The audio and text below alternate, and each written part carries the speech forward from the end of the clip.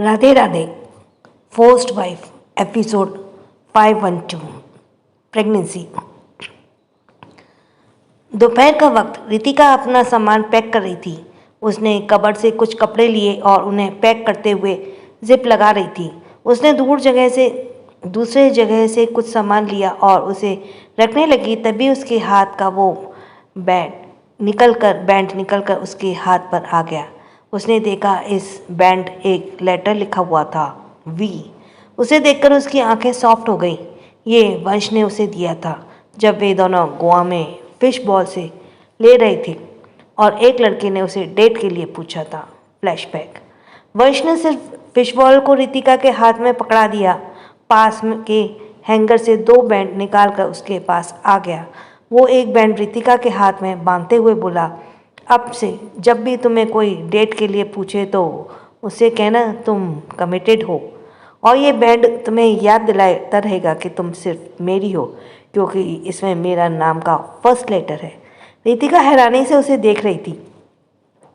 ये लड़का कोई मौका नहीं छोड़ता उस पर अपना हक जताने का। Flashback ends. उसे देखते हुए रितिका के चेहरे पर अलग अलग तरह के भाव आ गए। वो उसे लेकर बैठ गई। उसकी आंखों में उदासी थी। उसने धीरे से कहा, हमारा सफ़र यहीं तक का था वंश। तभी उसके पेट में अजीब सा एहसास हुआ। उसने अपने मुंह पर हाथ रख लिया और वॉशरूम में भाग गई। कुछ देर बाद वह नॉर्मल हुई तो उसने खुद को मिरर में देखा। उसका चेहरा लाल हो गया था। वह लंबी लंबी सांसें लेने लगी। तभी उसकी नज़र रैक पर एक चीज़ पर पड़ी। वो उसे 2 दिन पहले लेकर आई थी, क्योंकि उसे कुछ दिनों से बहुत ही अजीब फील हो रहा था। उसने उसे लेकर देखा और अपने होठों को दांतों में दबा लिया। वो प्रेगनेंसी किट टेस्ट करने वाली थी। उसने गहरी सांस ली और उसे यूज़ करने के बारे में सोचा। 5 मिनट बाद रिजल्ट उसके सामने था। उसके हाथ कांप रहे थे जब उसने देखा उसमें 2 लाइन बन रही थी। उसका दिल धक सा हो गया। तभी वॉशरूम से दरवाज़ा खटखटाते हुए सलोनी ने कहा, रितिका, तुम अंदर हो क्या? रितिका ने जल्दी से किट को डस्टबिन में डाला और अपने फेस वॉश करने के बाद दरवाज़ा खोलते हुए अपनी मरी हुई आवाज़ में बोली, हाँ दीदी, आपको कुछ चाहिए क्या? सोलिनी ने उसे आंख छोटी करके देखा और बोली, क्या हुआ तुझे? तू ठीक है? रितिका ने हाँ में सर हिलाया और अपने चेहरे पर झूठी मुस्कान लाते बोली, हाँ दीदी, हम ठीक हैं, बस मेरा पेट थोड़ा ख़राब है। और उसने पेट पर हाथ रख लिया। सलोनी ने हाँ में सिर हिलाया जैसे वो कन्विंस हो गई हो। उसने कहा, अच्छा, ये सब छोड़ो, मैं तुम्हें बताती हूँ बाहर क्या हो रहा है। फाइनली हम केस जीत गए और हमारे भाई और मॉम डैड के कातिल को सज़ा मिलने वाली है, मौत की सज़ा, और उसका परिवार बिखर रहा है। और वो एक्साइटेड हो गई। रितिका ने कुछ नहीं कहा। उसे चुप देखकर सलोनी ने कहा, क्या हुआ, तो खुश नहीं है? रितिका सोफे पर बैठते हुए बोली, मैं खुश हूँ दीदी। सलोनी उसके सामने बैठे हुए बोली, पर तुझे देखकर तो कुछ और ही लग रहा है। You love him right? Ritika ने हैरानी से उसे देखा। उसकी आंखों में कुछ तो था। उसने कहा, नहीं दी, ऐसी बात नहीं है। सलोनी का चेहरा एकदम कठोर हो गया। उसने हाँ में सर हिलाया और बोली, ठीक है, बाहर चल, मॉम तुझे बुला रही हैं। रितिका ने हाँ में सर हिलाया और चली गई। उसके जाने के बाद सलोनी वॉशरूम में आई। उसने इधर उधर देखा, तभी उसकी नज़र डस्टबिन पर पड़ी। वंश का कोट ले जाया जा रहा था। उसे टाइट सिक्योरिटी के साथ ले जा रहे थे, क्योंकि सबको पता था वंश चकमा देने में कितना माहिर था। उसके साथ ही 10 ऑफिसर बैठे थे जो देखने में काफ़ी हट्टे कट्टे और निर्दयी लग रहे थे। वंश के हाथों में हथकड़ी थी और अपना सर पीछे की तरफ सर किए बैठा था। उसके दिमाग में कुछ तो चल रहा था। तभी किसी के फ़ोन की रिंग से उसका ध्यान टूटा। उसने देखा पैसेंजर सीट पर बैठा ऑफिसर किसी से फ़ोन पर बात कर रहा है। यस सर, हम अभी रास्ते में ही हैं। नो सर, अभी तक वो कोऑपरेट कर रहा है। सामने से किसी ने कुछ कहा, देखो ऑफिसर, वो बहुत मुश्किल से हमारे हाथ लगा है। अगर कोर्ट तक गए तो उसका केस लंबा खिंचने वाला है। तो मैं ऐसा करो, और वो उसे कुछ कहने लगा। उसके बात सुनकर एक्सक्यूज मी उसके बात सुनकर ऑफिसर हैरान हो गया। उसने वंश को देखा जो उसे ही घूर रहा था। उसने कहा, ओके सर, और उसने फ़ोन रख दिया। वंश ने फिर से आंखें बंद कर ली। तभी ऑफिसर ने ड्राइवर को कुछ इशारा किया। ड्राइवर ने वैन को दूसरी तरफ मोड़ दिया। वंश ने इसका जरा भी अंदाज़ा नहीं था। बस कुछ सोच ही जा रहा था। तभी वैन एक जगह पर रुकी और एक ऑफिसर वंश को जगाने के लिए उसके कंधे पर टैप करते हुए बोला, हेलो, उठो, हम पहुंच गए। वंश ने अपनी आंखें खोली। ऑफिसर ने कहा, चलो बाहर आओ। वंश बाहर आ गया। उसने देखा वे लोग एक सुनसान जगह पर हैं। एक ऑफिसर ने उसके हाथ में हथकड़ी अनलॉक की और बोला, अब तुम फ्री हो, जाओ यहाँ से। वंश ने उसे अपनी एक भौं उठाकर देखा। उसने अपने हाथों को देखा तो लाल हो गए थे। उसने सबको देखा। ऑफिसर उसके अपने हाथों में गन लिए लाइन से खड़े थे। वो समझ गया उसे यहाँ क्यों लाया गया है। एक ऑफिसर ने उसे जाने का इशारा किया। वंश इस जगह को ध्यान से देखने लगा। उसने उन लोगों को देखा और अचानक से बैठ गया। ऑफिसर ने जल्दी से रिएक्ट किया और गन वंश की तरफ तान दिया। वंश ने सबको देखा और उसके होठों पर तिरछी मुस्कान आ गई। उसने कहा, रिलैक्स गाइस, मैं तो शूलेस बांध रहा हूँ। ऑफिसर ने घूरकर उसे देखा। वंश अपने लेसेस को बांधते हुए अपनी आंखों के कोने से उसे देख रहा था। उसने देखा उसके पास खड़ा एक ऑफिसर दूसरी तरफ देख रहा है।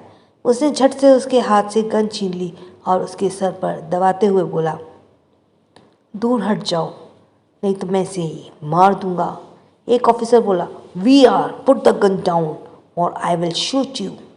वंश खतरनाक तरीके से उसे देखकर बोला, ऑफिसर, तुम मुझे यहाँ किस लिए लेकर आए हो, यह तो मैं अच्छे से जानता हूँ, जाने दो मुझे यहाँ से, उसने कहा और ऑफिसर ने के पैर पर गोली चला दी। मेरा अगला निशाना इसका भेजा होगा, इसलिए दूर हटो मुझसे, वंश ने कहा। तो ऑफिसर ने उसे वार्न करते हुए कहा, अगर तुमने ऐसा किया तो तुम यहाँ से जिंदा बचकर नहीं जा पाओगे। वंश ने जवाब में ऑफिसर के सर पर गन प्रेस की।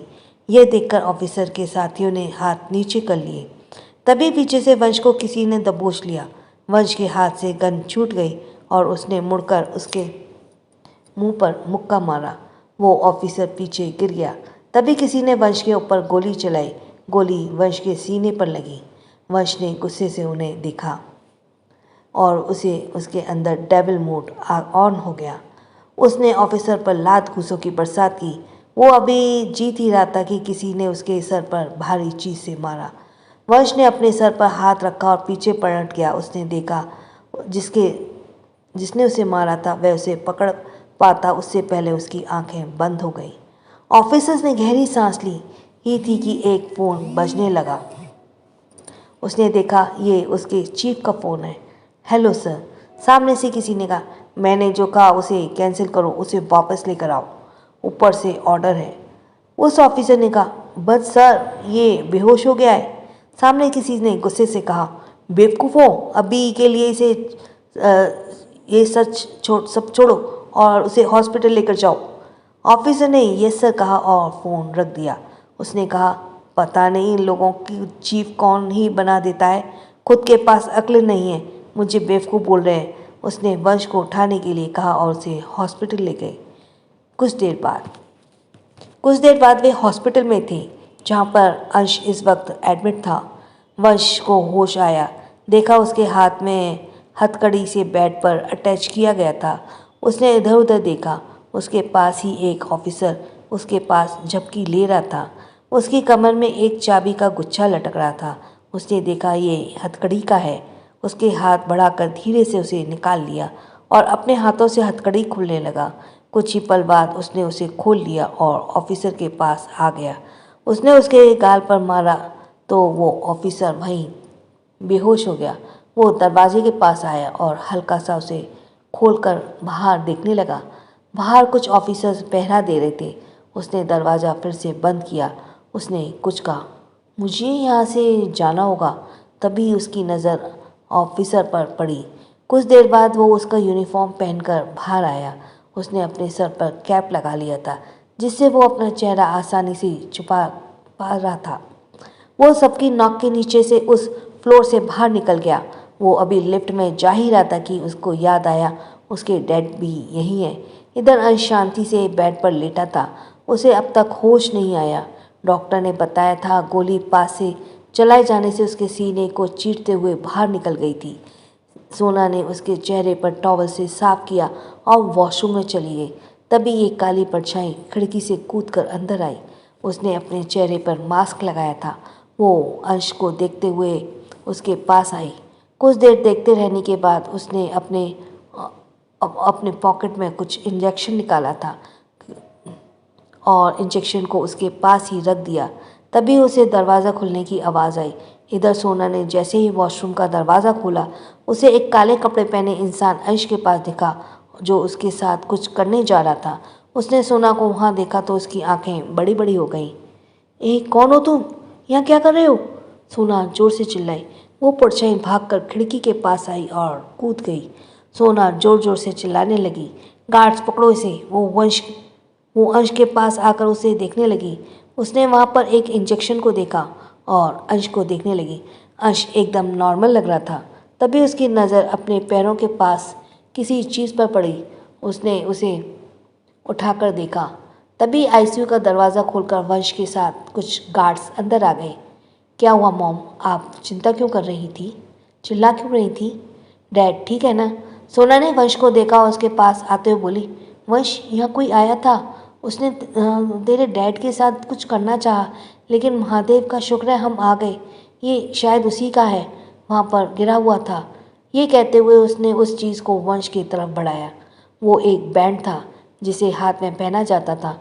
वंश ने उसे देखा। ये तो उसे देखकर उसकी आंखें गहरी हो गईं।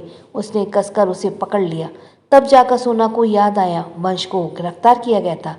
उसने कहा, वंश तुम यहाँ क्या कर रहे हो और तुमने किसके कपड़े पहने? क्या तुम भाग कर आए हो? वंश ने अपनी मॉम के सवालों को इग्नोर किया और वहाँ से चला गया।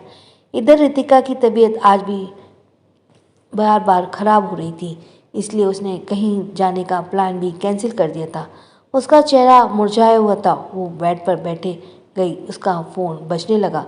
उसने देखा सलोनी का फ़ोन है। वो उसे पिक करते हुए बोली, दी आपने मुझे कॉल क्यों किया? क्या आप घर पर नहीं हैं? तभी सामने से आवाज़ आई, रितिका बी केयरफुल। वो वंश हॉस्पिटल से भाग गया है। रितिका ने यह सुना और उसकी आंखें बड़ी बड़ी हो गई। वो कुछ कहती उससे पहले बालकनी से कुछ टूटने की आवाज़ आई। रितिका चौकन्नी हो गई। फ़ोन पर सलोनी ने कहा, रितिका ये किसकी आवाज़ है? रितिका ने कहा, दी मैं आपसे बाद में बात करती हूँ, और उसने फ़ोन काट दिया। वो दबे पांव बालकनी के पास आ गई। उसने पर्दे हटाए और अपने किसी की काली परछाई देखकर वो घबरा गई। जिसका सब्सक्राइब करना रह गया प्लीज़ जल्दी जल्दी सब्सक्राइब कर दीजिए, जिससे कि आपका नॉवेल सुनने का अच्छा लगे और मुझे सब्सक्रिप्शन अच्छा लगे। नेक्स्ट एपिसोड, मिसिंग वंश। सम्राट ऑफिसर पर जोर से चिल्लाया, मैंने कहा था ना, एक खरोच भी नहीं आनी चाहिए। फिर हुई तुम्हारे लोगों ने उसका एनकाउंटर करने की कोशिश की। आर यू मैड और वॉट?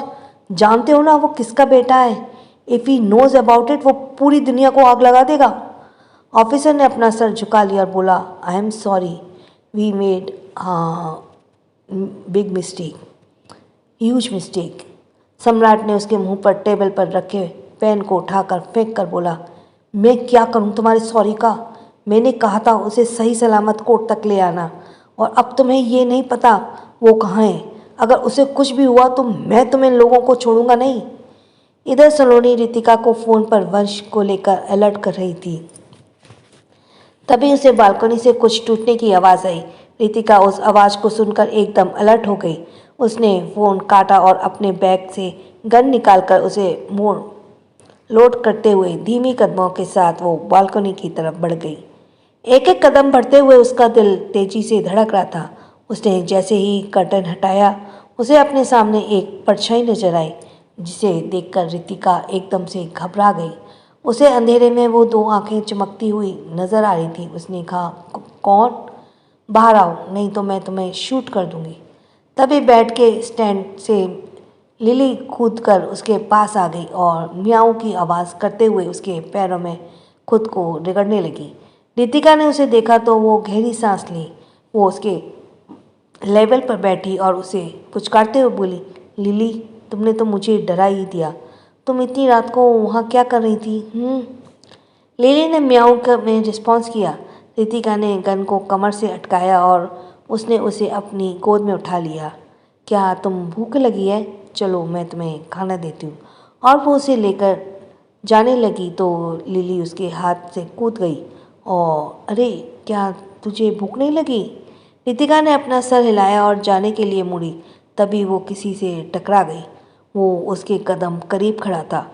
रितिका का दिल एकदम धक धक धक से हो गया और उसकी आंखें बड़ी बड़ी हो गईं। तुम यहाँ? वो कुछ आगे भी कहती उससे पहले सामने खड़े इंसान ने उसके मुंह पर एक रुमाल रखा और कुछ देर तक उसे उसके मुंह पर प्रेस करके रखा, जिससे रितिका कुछ पल बाद एकदम से उसकी बाहों में झूल गई। इधर घर सभी लोगों को पता चल गया था कि वंश गायब है। उसे गायब जानकर सब बहुत परेशान थे। एक तो पहले ही अंश ठीक नहीं था और दूसरा वंश के ऐसे गायब होने से सबकी रातों की नींद उड़ी हुई थी। दीप ने मीडिया को संभाल दिया था। उसके वंश के बारे में न्यूज़ सर्कुलेट होना बंद हो गया था और वहीं आयांश को अब वंश पर काफ़ी गुस्सा आ रहा था और शौर्य वंश को हर जगह ढूंढ रहा था जहाँ उसके होने की पॉसिबिलिटी थी, पर वंश जैसे हवा में गायब हो गया था। ना उसका पता था और ना ही कोई खबर। अब तक रात के 12 बज रहे थे। आयश ने अपने सारे सोर्स लगा दिए उसे पता करने के लिए। उसके पास अब सिर्फ एक ही सहारा था और वो था जय। वो जय के अपार्टमेंट में आकर उसे जल्दी से डोरबेल बजाई। इधर जय के कमरे का जल्दी उसका सामान इधर जय वंश के कमरे में जल्दी जल्दी सामान पैक कर रहा था। ऐसा लग रहा था जैसे उसे कहीं जाने की बहुत जल्दी हो। ऐना लिविंग रूम में बैठी माया से बातें कर रही थी। वंश के वहाँ ना होने पर माया थोड़ी उदास थी। अभी भी वो उसके बात कर रही थी कि तभी जल्दी जल्दी सीढ़ी से नीचे आते हुए ऐना ने बोला, चाहे जो हो जाए तुम घर आ, बाहर मत जाना। कोई जितना भी दरवाज़ा खटखटाए तुम किसी के लिए दरवाज़ा मत खोलना। मैं कुछ दिनों में वापस आ जाऊंगा, ओके? तब तक माया और अपना ख्याल रखना। अगर तुम यहाँ से बाहर गई तो मेरे लोगों को पता चल जाएगा, इसलिए ज़्यादा ओवर स्मार्ट बनने की कोशिश मत करना। ऐना ने घुरकर उसे देखा और बोली, तुम मेरे बॉस नहीं हो, तुम मुझे ऑर्डर नहीं दे सकते? हाँ। जय ने अपनी आंखों को गोल घुमाया, तभी डोरबेल बजने लगी। ऐना और जय ने एक दूसरे को देखा क्योंकि जय को पता था इतनी रात को वहाँ कोई नहीं आ सकता था, इसलिए वो चौकन्ना हो गया। उसने ऐना और माया को कमरे में जाने का इशारा किया। ऐना माया के साथ कमरे में आ गई। जय ने अपने बैग के सोफे पर रखा और अपनी कमर से गन निकालते हुए दबे पांव दरवाजे की तरफ बढ़ा। उसने दीवार पर लगे स्क्रीन पर देखा। आयांश को इतनी रात को अपने घर पर देखकर उसके लाड़ निकल गई। इस पर उसका आना कुछ मैसेज नहीं था। ओह शिट, अगर मैं इनके साथ लगा तो वो मुझे वीआर के बारे में ज़रूर पूछेंगे। मुझे जाना होगा। वो अभी जाने के लिए मुड़ रहा ही था कि गार्ड खिड़की तोड़कर अंदर आया। उसे देखते जय ने अपनी गन उस पर तान दी। उसे समझ नहीं आया उसने इतनी जल्दी खिड़की को कैसे तोड़ लिया, क्योंकि उसके हिसाब से ये करना किसी के बस की बात नहीं थी। उसने खुद को कोसा। वो बोला, अभी के अभी तुम जैसे आए हो वैसे ही चले जाओ। तभी गार्ड ने पीछे से आयांश की आवाज़ आई, ये यहाँ से वंश का पता जाने बिना नहीं जाऊँगा। शिट, जय ने आयांश को देखा। आयांश उसे खा जाने वाली नज़रों से देख रहा था। वो उस पर चाहकर भी गोली नहीं चला सकता था, क्योंकि वो जानता था वीआर उसके भाई के लिए कितना पागल था। उसने गन गार्ड की तरफ पॉइंट किए हुए ही कहा, मैं नहीं जानता वीआर कहाँ है और उसका इस वक्त मेरे घर नहीं होना चाहिए था, और आपको इस वक्त मेरे घर नहीं होना चाहिए था। तभी आयांश चलते हुए उसके पास आया और उसके मुंह पर मुक्का जड़ दिया। मुक्का इतना तेज था कि जय पीछे की तरफ गिर गया। आयांश उसके पास आया और उसके कॉलर को पकड़ते हुए बोला, अब और झूठ नहीं, मुझे कुछ नहीं सुनना। मैं वंश के बारे में जानना चाहता हूँ, चुपचाप बता दो कहाँ है वो। जय ने उसे देखा लेकिन कुछ नहीं बोला। आयाश ने गुस्से से उसे देखा और बोला, जय बता दो वो कहाँ है, नहीं तो अच्छा नहीं होगा। उसने कहा, मिस्टर रायज़ादा मैं नहीं जानता VR। उसने इतना ही कहा था कि आयाश ने एक जोरदार पंच उसके चेहरे पर मारा। जय के मुंह से आयाश के मुक्कों की वजह से खून आ रहा था। उसने आयाश को देखा। आयाश बोला, मुझे बता दो वो कहाँ है, तुम जानते ही अगर पुलिस ने उसे ढूंढ लिया तो ये अच्छा नहीं होगा। मुझे वंश से मिलना है, मैं उसे कुछ नहीं करूँगा, मुझे बस जानना है कहाँ है। जय शांत होकर उसे देखने लगा। उसने कहा, वो VR वो। इधर रितिका की आंखें धीरे से खुली। उसने आंखों में अभी भी धुंधलापन था। उसे अपने आसपास हो रही चीज़ें नहीं दिख रही थी। उसे लग रहा था जैसे उसका गला सूख रहा है। वो मूवमेंट करना चाहती थी पर उसने महसूस किया उसके हाथ पर कुर्सी से बंधे थे। तभी उसके कानों में एक खतरनाक सी डीप आवाज़ आई, twinkle twinkle little star, how I wonder what you are, I wish I could go up to touch them up and see, just like I see the devil in front of my eyes. ये सुनकर रितिका एकदम से हड़बड़ा कर उठ गई। उसने अपनी आंखें पूरी खोली उस और अपने सामने किसी को देखकर उसकी आंखें जैसे बाहर ही आने को थी। सो प्लीज़ जिसका सब्सक्रिप्शन रह गया और जल्दी से सब्सक्राइब कीजिए। Thanks for listening. छोटों को प्यार, बड़ों को सम्मान।